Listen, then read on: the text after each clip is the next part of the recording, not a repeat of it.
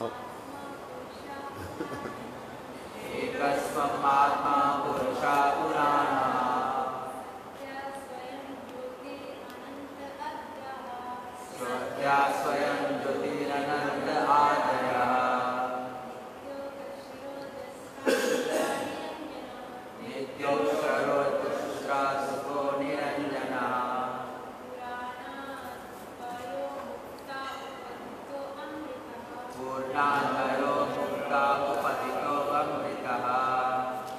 Okay.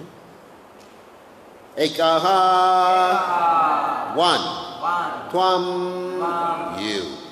Atma. The Supreme Soul. Purushaha. The Supreme Person. Puranaha. The oldest. Satyaha. The absolute truth. Swayam Jyotihi. Self-manifested. Anantaha. Without end. Ajyaha. Without beginning. Nityaha. Eternal. Aksharaha. Indestructible. Ajasya Sukhaha. Whose happiness cannot be obstructed. Niranjanaha. Devoid of contamination. Purna. Complete. Advayaha. Without a second. Muktaha. Free. Upaditaha. From all material designations. Amritaha. Deathless. Translation. You are the one Supreme Soul, the primeval Supreme Personality, the Absolute Truth, self-manifested, endless, and beginningless. You are eternal and infallible, perfect and complete, without any rival and free from all material designations. Your happiness can never be obstructed, nor have you any connection with material contamination. Indeed, you are the indestructible nectar of immortality. So, purport by the servants of His Divine Grace, Srila Prabhupada.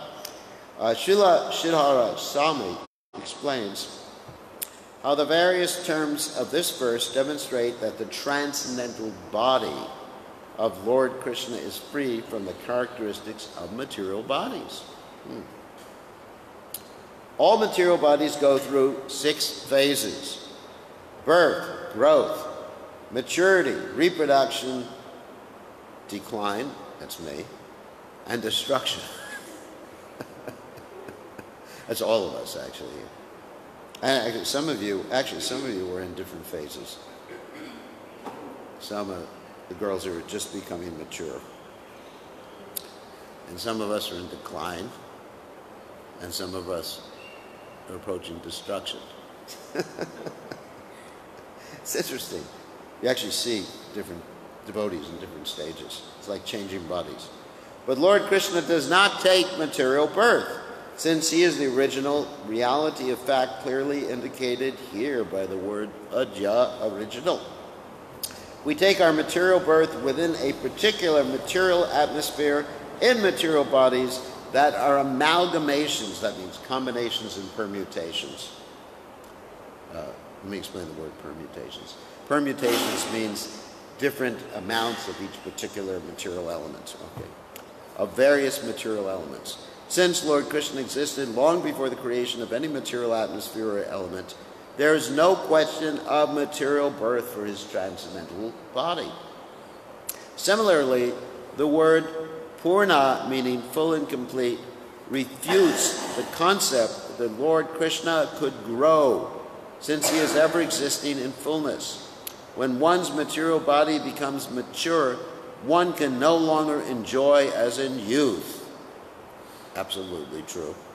But the word Ajasra Sukha, enjoying unobstructed happiness, indicate that the Lord Krishna's body never reaches so-called middle age, since it is always full of spiritual youthful bliss. The word Akshara, undiminishing, refutes the possibility that Lord Krishna's body grows old or declines, and the word Amrita, immortal, negates the possibility of death.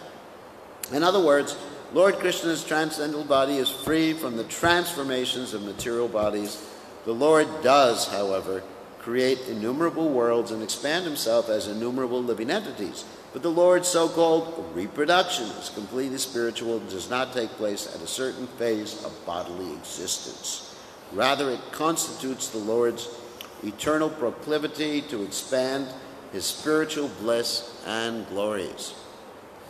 As the Lord states in the Shruti, Purvamevaham ihasam, I alone existed in the beginning, therefore here the Lord is called Purusha Puranaha, the primeval enjoyer. This original Purusha expands himself as the Supersoul and enters every living being. Still, he is ultimately the absolute truth, Krishna, as stated in the Gopal Tapani Upanishad, Yad Sakshas Para Praveti Govindam Satchidananda Vigraham Vrindavana Sura Buruha Talashinam. The absolute truth himself is Govinda, who has an eternal form of bliss and knowledge, and who is sitting beneath the shady trees, desire trees of Vrindavan. This absolute truth is beyond material ignorance and beyond even ordinary spiritual knowledge, as stated in the same Gopal Tapani Shruti. Vidya Vidyavyam Vimanaha. Thus, in many ways, the supremacy of Lord Krishna has been established in the Vedic literature, and it is here confirmed by Lord Brahma. So again, Ekat Swam Atma Purusha Purana Satya Swayam Jyotiranantahaja Nityokshara Jasrasako Niranjana Purna Dvaiho Mukta Upahitom Mrittaha. So, Om Ganat Timrandasha Gananjana Shlakaya Chakshur Meditam Gena Tasmai Shri Gurve Namaha. So, of course, we should understand that we also have a spiritual body right now, which we are not realizing at the present moment. Of course, that spiritual body is not able to emanate all the universes from it and do things that Krishna does as his spiritual body. But still, we have a body that has many of the same qualities, Satchidananda. That reminds me of a story in the Ramayana, Valmiki Ramayana, where one time Ravana got very upset with Narada Muni. What's that? Ravana got very upset with Narada Muni. That's why? Yes, another microphone, so I can read your mind. So it's one of the qualities of having a spiritual body. So Narada got very upset with, that Ravana got very upset with Narada, and he took out his Chandrahas, and he attacked Narada Muni. And the Chandrahas, the Chandrahas, that was a blade that could cut through anything. They went through Narada Muni, and Narada Muni was smiling. And Ravana said, "What type of body do you have?" And Narada Muni said, "Spiritual body. You used to have one too." Which is true.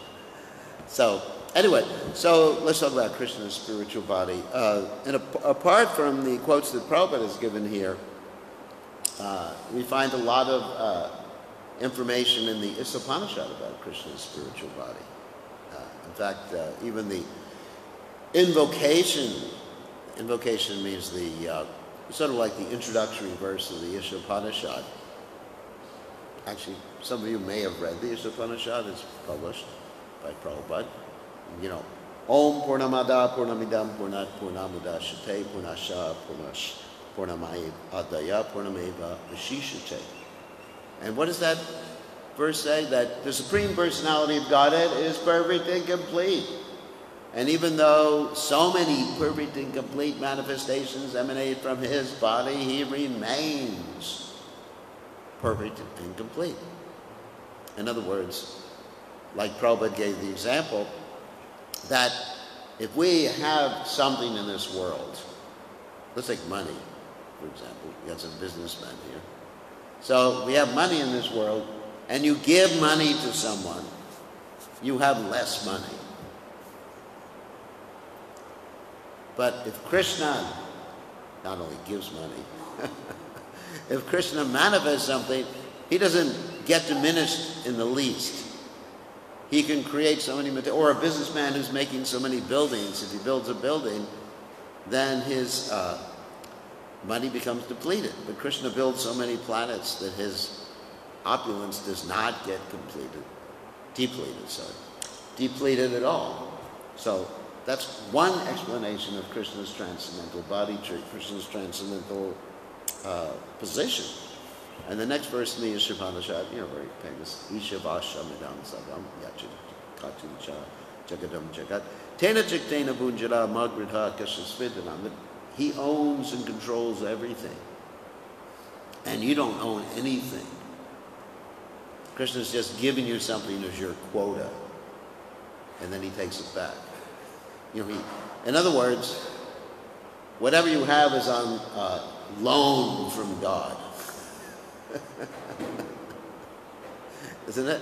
Whatever you own, your body, you've just borrowed all the material elements from God. So anyway, so the Upanishad has a whole bunch of verses.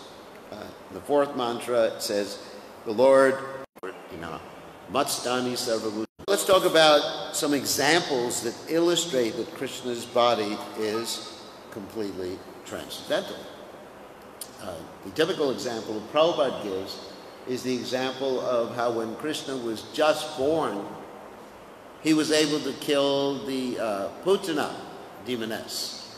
Prabhupada said that Krishna did not have to go to any mystic yoga factory, in other words, perform mystic yoga to get some powers. Generally we have to perform some sort of austerity to become powerful. Just like this morning we were on our japa walk, and we were watching some people performing austerities to learn how to box. Actually, there were some ladies. I was shocked. Mostly there were ladies there. And they were, and they were blowing the whistle. There was austerities. I mean, it's not like an ecstasy, like that. So,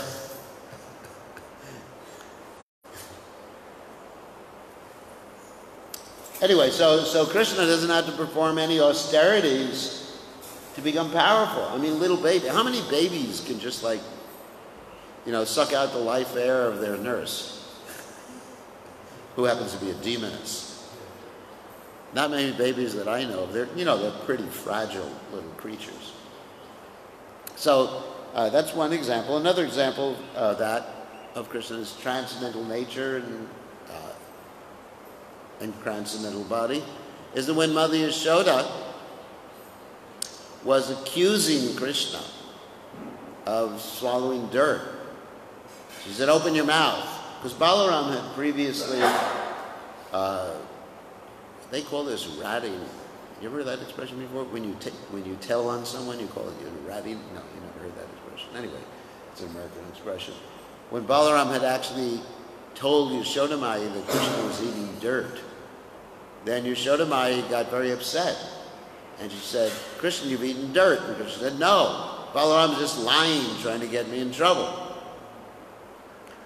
So she said, "Open your mouth. Let me see if you're any dirt inside your mouth." So Krishna opened his mouth, and there was a lot of dirt inside his mouth. In fact, all the universes, and even she was inside his mouth. Anyway, so she saw everything inside of Krishna's mouth. And she said, "Uh-oh." And so that's another illustration of how Krishna's body is not just like ordinary. Another example of that is the universal form in the 11th chapter of the Bhagavad Gita. That Krishna, Arjuna says to Krishna, let me see the form by which you pervade all the universes. And then Krishna manifests this form with thousands or millions of heads. And in each one of those heads, Krishna is swallowing up everybody. He's a frightening form. Actually, Prabhupada said, the devotee does not like to see that form of the Supreme Personality of Godhead. And Arjuna is shocked, and he says, oh, let me see your form as the Supreme Personality of Godhead. Then Krishna shows the four-armed form. And then Krishna shows him eventually the two-armed form, which is the relationship that, or the form that Arjuna has a relationship with. So you see, Krishna's body manifests in many, of course, Krishna, multifarious incarnations, Advaita, Achyuta, Anadir, Ananta, Rupamajyam, Purana, Purusham, Navayovanam cha. That's from the Brahma Samhita. Advaita, he's one. Achyuta, he's infallible. Ananta Rupam, he has unlimited forms, just like we were reading previously about his different incarnations. Matsya, Kurma, Varaha, Nrsimha, Vamana, all these different incarnations, and it's the same person. How many people can do that with their bodies? Can you be a tortoise? Or a fish? Well, next life, maybe. You can do it. Like one time a devotee, or not a devotee, someone went to Prabhupada and Prabhupada said, talking about dogs, and the person said, it would be nice to be a dog in my next life. Because they were thinking of, not the dogs here in Fiji, but the dogs in America that stay home all the time in an air-conditioned house and watch television. So Prabhupada said, you are my blessings. And he went tall. But Prabhupada even said, Prime Minister Nehru in India became a dog in Sweden. So anyway, hope you're not offended by that. So the point is, I mean, Krishna manifests all these different forms in his transcendental body. And as Chaitanya Mahaprabhu, he would exhibit these symptoms of ecstasy that were unbelievable, that none of us could exhibit. When Lord Chaitanya Mahaprabhu was experiencing symptoms of ecstasy, sometimes his limbs would become extended like many cubits, you know, that's like practically, actually, you know, out to the edge of this board over here. And then the devotees would chant Hare Krishna and the limbs would come back. And sometimes he looked like a tortoise. In other words, the limbs would just go into his body, like Lord Jagannath. He would look like Lord Jagannath. Amazing, isn't it? So that's definitely a transcendental body. And another aspect of Krishna's ability in his transcendental body to do anything and everything is just like we're here in this temple and there's deities on the altar. These deities directly Krishna, Sakshad Brajendra Nandana. Wow, it's amazing, isn't it? And not only that, but Krishna is present in his picture. This is non-different than Krishna. He's expanded and he's personally present. This is non-different. You know, Krishna, that's Brajendra Nandana there. You say, have you seen Krishna? You say, yes, I've seen Krishna. I'm seeing Krishna right now. That's not different. It's Krishna. The deities are Krishna. The holy name is Krishna. Namachintamani Krishna's Chaitanya Rasa Vigra Punashura Nitya Mukto Vinatvam Namanamino. So that statement is there. Nama Chintamani, Krishna's holy name is Chintamani, like a desire stone. Chaitanya Rasa Vigraha. It is full of life in the form of Krishna. Purna, it is complete, just like Krishna we were describing in the first verse of the Upanishad, Purnam Purnam. It is complete. Nama Chintamani Krishna's Chaitanya Rasa. Purnashakam. And Binatvam Nama Namino, and it is non-different from Krishna. It's amazing how Krishna is doing all these things in his transcendental body. And also, another verse from the Brahma Samhita, Angani Yasha Shakalandriya Dri Timanti Pashanti Panti Kalyanti Chiram Jaganti, that Krishna could do anything with any part of his body. Because our body is a yantra. A yantra is a machine. Krishna says this in the Gita. He says, Ishwara Sarvabhutanam, Radesha Arjuna Tishtati, Brahmayan Sarvabhutani, Yantra Rudani Maya. He says this material body, first of all he says, I'm in your heart. He says, Ishwara Sarvabhutanam, the supreme controller is in everyone's heart. Hrideshe, that means in the heart. And then he says, Brahmayan Sarvabhutani, I'm directing everybody who's seated in this machine, Yantra Rudani Maya. So, anyway, this body is a machine. So we can only do, getting back to the point, the verse in the Brahma Samhita, you can only do something with each part of your body. You know, Prabhupada said, using the example to prove that we should water the root of the tree, he says you can't eat with your hands. He said if you take your hands and just squeeze the food, you're not going to get any nutrition. Your hand has to feed the rest of the body. So the point there, you know, there's, of course, Prabhupada's point was that we have to serve the Supreme Lord, and therefore everything is taken care of. But I'm making another point with that example, is that you can only use a certain part of your body to do a certain thing.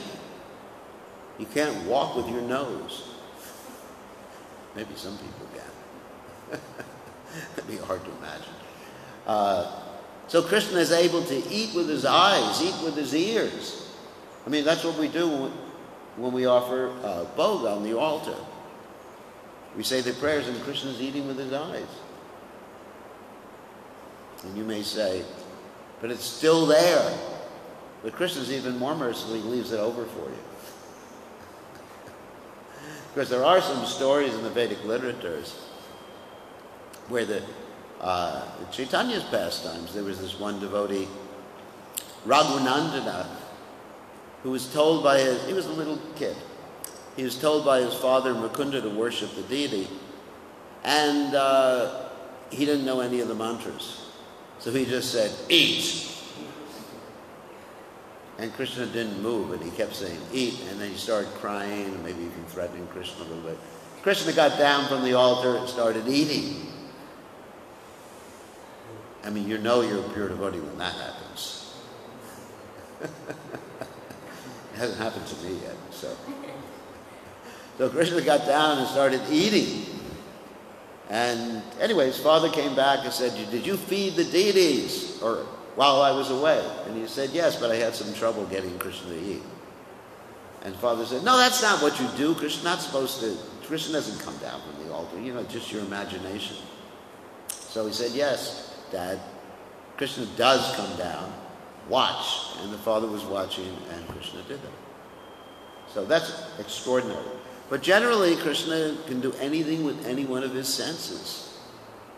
Angadi yasha sakalat driya dri hivanti. So, anyway, so there's just some descriptions here of Krishna's transcendental form. And we should, I mean, what should we do? We should appreciate this. This is Sambandha Gyan. Sambandha Gyan means understanding Krishna's position. He's God. Don't limit him.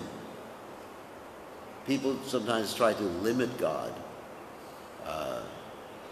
They say that, you know, God is good, but he's not, you know, like you have this the omni-God. God must be good, he must be all-powerful, he must be all-knowing, right? Omniscient and all-powerful, omnipotent, you know, omni, the triple O God, we call it. You know, all the omni stuff. So some people say that God, he's good, but he's not so powerful because he means well, but things are happening outside of his control. You know, people, theologists or theologians have a lot of problems with the evil in this world when they're talking about God, isn't it? That's one of the main theological problems people have. It's called, that study of theology is called theodicy, which means the justice of God.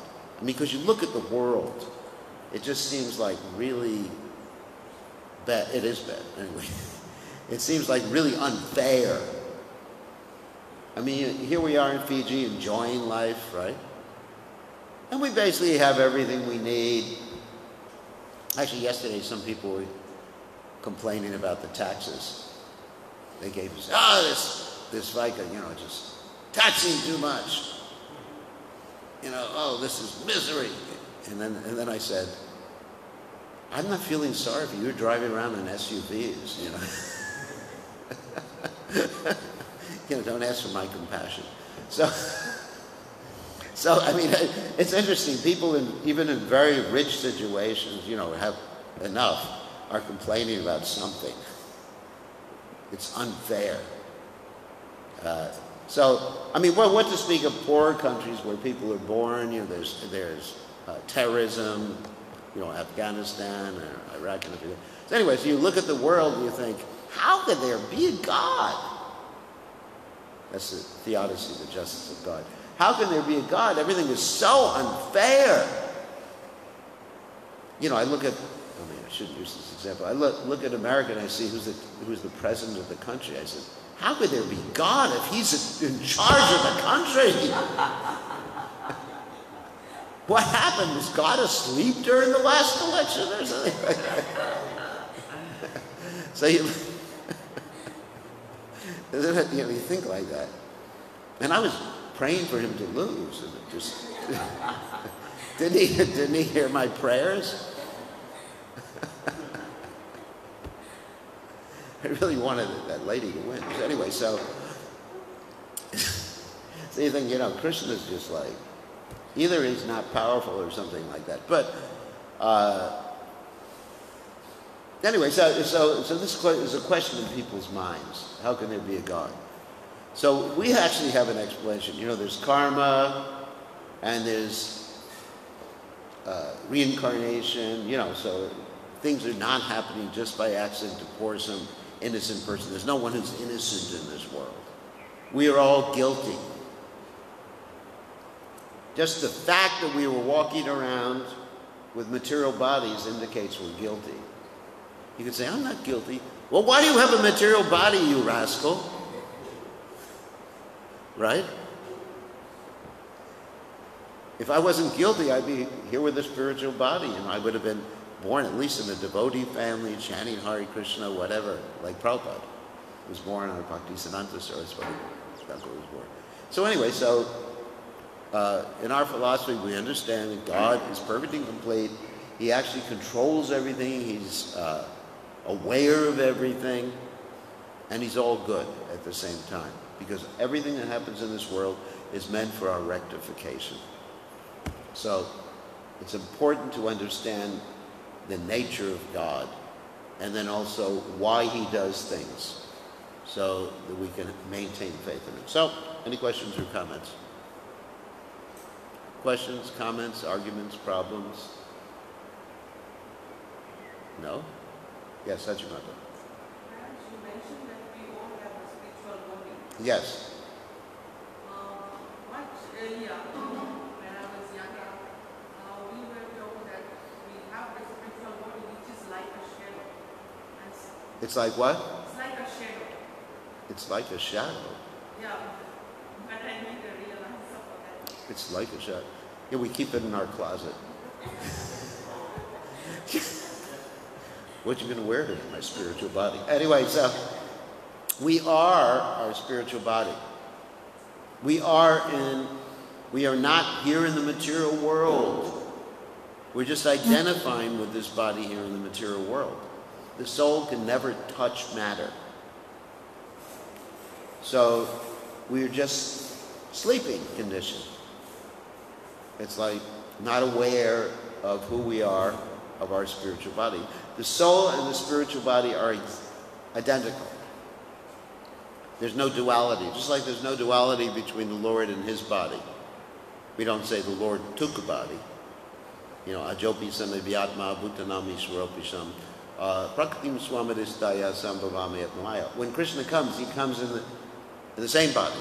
He doesn't take a body, isn't, like there's, we take a body. Actually, we are in the particle of semen, as described, and then we become a little zygote. You know what a zygote is? I mean, those of you who work in the medical field know what that is. First we have meiosis, then mitosis. That's us. And the body is changing. Can you imagine? You're just like swimming around somehow or other. You meet the egg in the womb. Swimming with your little flagella. Actually, it's interesting. The semen has a little flagella at the end. Flagella. It's a motor. And did you know that motor has like 35 parts to it? I'm talking about microbiology right now, which some of you may not have studied. It's a motor. It's literally a motor with a center section and just a surrounding, and then this ATP that makes it, gives it the energy. And it's going, that motor that you were swimming around with was going at 100,000 RPM. You know what 100,000 RPM is? RPM means revolutions per minute. How many motors do you know circulated at 100,000 RPM? Anybody? No. Because friction, you couldn't do that. Most motors don't go that fast. I guess if you had Teflon or something. Teflon motor. So you were there. That's you. That's you, Sumuk. Before you took that Sumuk body.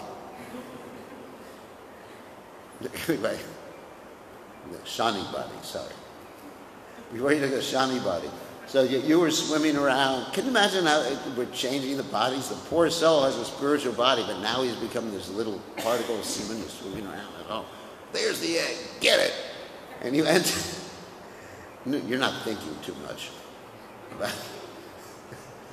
It's not that. Anyway, and then you start to divide in different parts of your body, become specialized. You develop a nervous system. You look half like a fish or a toad or something like that. That's us. I mean, body. So we're identifying with this body. It's actually interesting if you describe the different stages that we go through, beginning with the impregnation in the womb. And but if we identify with our spiritual body, of course that happens. Of course, the question was raised the other day: when do you actually understand your spiritual body? That happens, you begin to understand that at the stage of Raghunuga, when you're free from anarthas. And then you fully realize that when you're in the stage of prema. Then you're fully identifying with the spiritual body. And then you see the material body just as a machine that you're using for Krishna. Like you see the car as a machine that you're using for Krishna. That's full realization. So? Okay, so yes, we have a spiritual body. We not only have is not the right word, we are our spiritual body. We're right now sleeping. We're sleeping. And we have to wake up and realize who we are. It's like, another example Prabhupada gave is amnesia. Let's say, amnesia means it's a disease where you forget who you are. It's not Alzheimer's disease, it's a temporary disease because you got knocked on the head by someone. You had an automobile accident or something. Actually, it's interesting, when someone has an automobile accident, Usually they don't remember the events that preceded the accident, that happened during the accident. It's a blank for some time. So sometimes people don't remember who their mother or their father is, or, where they are. That's amnesia. But they are there. Even though they don't remember, that person is their mother and that person is their father. So you just have to keep reminding. That's what Krishna consciousness is. You keep reminding people, you're part and parcel of Krishna. And eventually, they get a glimpse. Maybe I'm a cow in the spiritual world. Nobody wants to be a cow. Anyway, so Uddhava, he wants to be a speck of dust so the gopis will walk on him. But we're so proud that we want something, if we want to go back to the spiritual world, we want something sexy, like a gopi. I want to be a gopi. Isn't that's pride? I mean, Uddhava, who is like the topmost devotee of Krishna, he said, let me take birth as the creepers and dust in Vrindavan so that I can get the dust of the lotus feet of the gopis, they can walk on. So, Gopi Bharta Padakamala Dasa Dasa. That's not in Dasa. Anyway, so yes, we are our spiritual body, and Krishna consciousness means we gradually realize, like the sun coming up in the morning, you gradually, like we're taking our walk, we gradually see things in the morning because the sun comes up. That's what it means. That's Krishna consciousness. Yes, Sumukha. What's the difference? The subtle body is mind, intelligence, and false ego. Gross body is Pancha Mahabhuta, or water, fire, air, ether. So that means the subtle body is material. It's basically the mind. You understand? The mind is like always accepting, rejecting things based on what pleases you. That's the mind. Something pleases me, like I look at something, like this morning, I was looking at the sunrise and thinking how beautiful it is as we were walking. That's my mind. Some mornings, it's raining, I think how horrible. That's my mind. So, then mind, intelligence. And the intelligence is, if it's in the material world, it's determined to progress materially in making plans how to progress materially. Like if you're doing business, so many investments will I have today, so many more will I have tomorrow. I will buy so many generators and sell more. That's material intelligence. And then spiritual intelligence, of course, that's something different. It's not the material subtle body. It means how can I progress in Krishna consciousness? I should wake up in the morning, I should do this, I should do that, become Krishna conscious. And then false ego means the proprietor and enjoyer. I am the proprietor. So much is mine, is my body, is my family, this is my belongings, my car, and I'm the enjoyer of all these things. So that's the false ego. That's the subtle body. And that subtle body, you don't leave when you die. You keep that subtle body and you go to the next gross body, just like Krishna describes in the Gita, like the air carries aromas from one place to another. In other words, that subtle body, the shape of the subtle body determines what type of gross body you're going to get in the next life. Yam yam papi smaran bhavam, yajati ante kalebram, tam tami vaiti kondia sadata bhavata. Whatever one is thinking of, whatever, basically, it doesn't actually say whatever one is thinking of. Whatever one remembers, Smaran remembers, but basically, Bhava, whatever one's condition is. So you can, in other words, whatever your condition or state of consciousness is, that's what you're going to be remembering and thinking of at the time of death. You can't just artificially give yourself or have someone give you Krishna at the time of death. Like your whole life, you can't just be a rascal and all of a sudden, time to be Krishna conscious. Isn't it? I'm going to be a devotee later on. Right now I'm going to be a rascal. Because whatever you've been cultivating shapes the subtle body. And that determines what consciousness you're going to have at the time of death. Yes? When are you going to break all your attachments? Man proposes, God disposes. First of all, your attachments become broken because you get attached to Krishna. Vasudeva Bhagavati Bhakti Yoga Prajojita Janayati Asuvai Ragyam Gyanam Charyara Haitakam. If you perform devotional service properly and give your heart to Krishna, not simply just karma yoga, doing things for Krishna. But if people do things for Krishna because they want some result. If I give something, if I give a donation to Krishna, I get back unlimitedly. Just like you have the picture here of the fruit seller, right? You know that? The fruit seller picture? Actually, Vasudeva wanted us to put that picture there because it encourages people to give donations. People think, oh, I just gave some fruit to Krishna, I got jewels back, wow. So we say, here's the hundi. Whatever you give to Krishna, you get back unlimitedly. And so the temple gets a lot of money that way. So, it is true. It is true that you do get back unlimitedly. However, if someone is really sincere, what they really want is pure Krishna consciousness. So, in other words, your motivation while you're doing your service should be Krishna, giving your heart to Krishna. And again, we get to the point we got to yesterday. Why you're doing what you're doing while you're doing it. Say, I'm doing this to please Krishna, not because I have to do it. If you're doing it because you have to do it, you're not going to make rapid spiritual advancement. But you should be praying that Krishna, Ayananda to do Jakinkaram.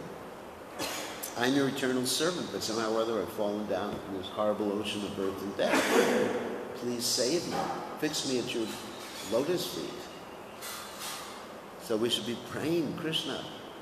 And actually introspective enough to be embarrassed by all of our material desires.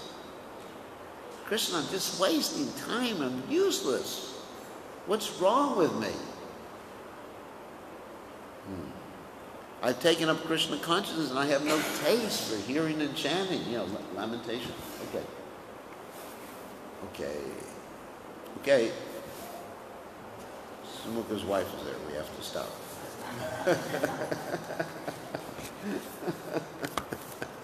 Okay, all glorious to Divine Grace, Srila Prabhupada. Srila Prabhupada ki jai.